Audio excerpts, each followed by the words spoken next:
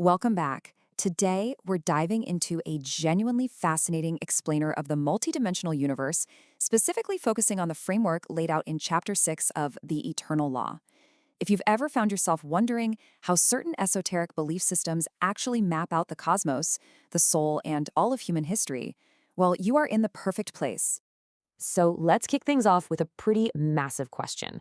Where do history's greatest saviors actually come from? I'm talking about the heavy hitters, the monumental figures who shaped entire eras of civilization. According to the text we're analyzing today, figures like Jesus, Buddha, Confucius, and Moses don't just randomly pop up on the timeline. The source claims they actually originate from a very specific, incredibly elevated, higher dimensional plane. In this explainer, we're going to unpack the deeply intricate cosmological and spiritual framework presented in The Eternal Law.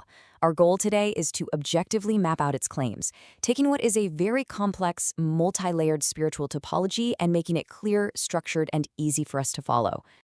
Here's our roadmap for this dimensional ascension. We'll be looking at the ninth dimensional world, the seven-colored prism light, the functions of great Buddhas, planetary and cosmic consciousness, and finally, humanity as eternal travelers. Let's start with part 1, the ninth dimensional world. All right, the text posits that this ninth dimension is essentially the realm of the messiahs, but, it describes them in a way you might not expect. We're not talking about human bodies here. In this dimension, the true nature of these saviors completely transcends human form. They exist as colossal, free-moving energy bodies of pure light and consciousness. They are totally unbound by physical constraints until they actually decide to manifest.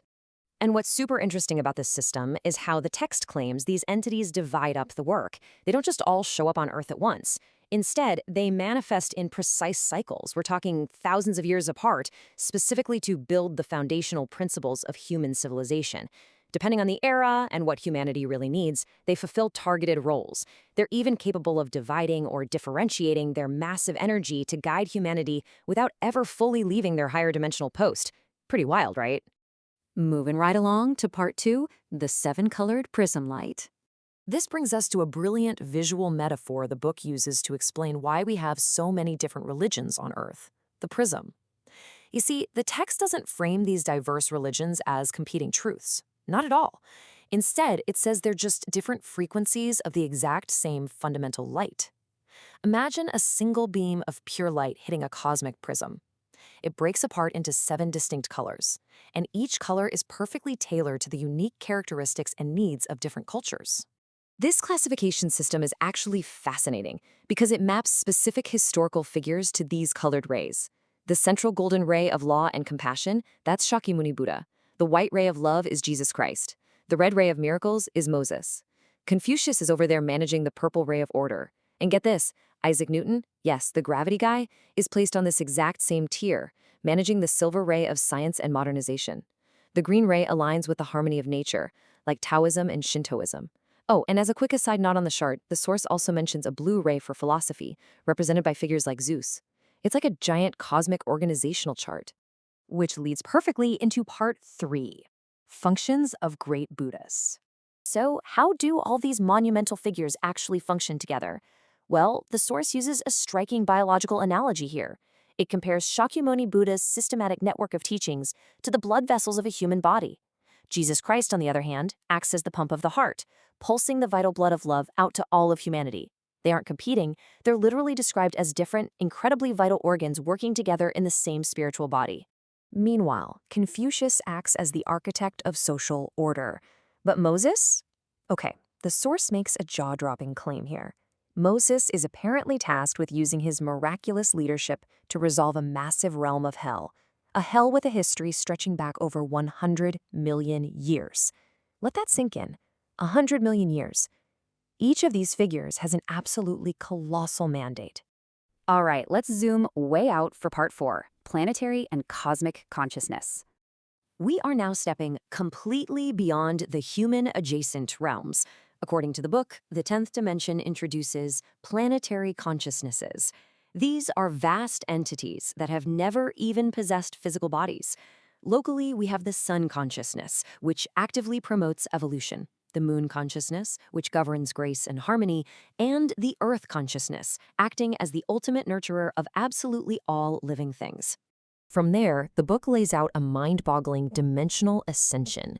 We step outward from our planetary neighbors in the 10th dimension to a unified solar system consciousness in the 11th dimension. Beyond that, the 12th dimension of galactic consciousness. And finally, the 13th dimension, the macrocosmic consciousness itself. It's this massive, nested hierarchy of unimaginably large spiritual awareness. Bringing it all back home in Part 5, Humanity as Eternal Travelers.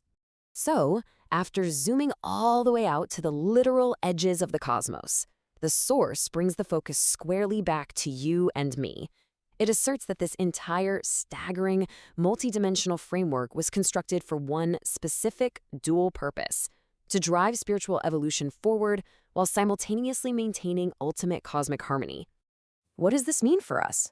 Well, within this expansive cosmology, humans aren't just insignificant specks. We are framed as eternal travelers. The text states that we are continuously journeying through cycles of reincarnation, life after life, explicitly in pursuit of spiritual improvement, navigating perfectly within the laws of this grand macrocosm. The book wraps up its cosmic roadmap on a really beautiful, encouraging note. It states clearly that everyone, literally no matter where you currently are in your journey, is a rough diamond. You possess an innate brilliance, an inherent potential for spiritual evolution, just waiting to be revealed and polished through your lived experiences. So I'm going to leave you with this thought. If we are all indeed rough diamonds, navigating a universe bathed in the 7-colored light of these saviors, what unique color are you polishing yourself to become? Thanks so much for joining me for this explainer, and keep seeking that fundamental light.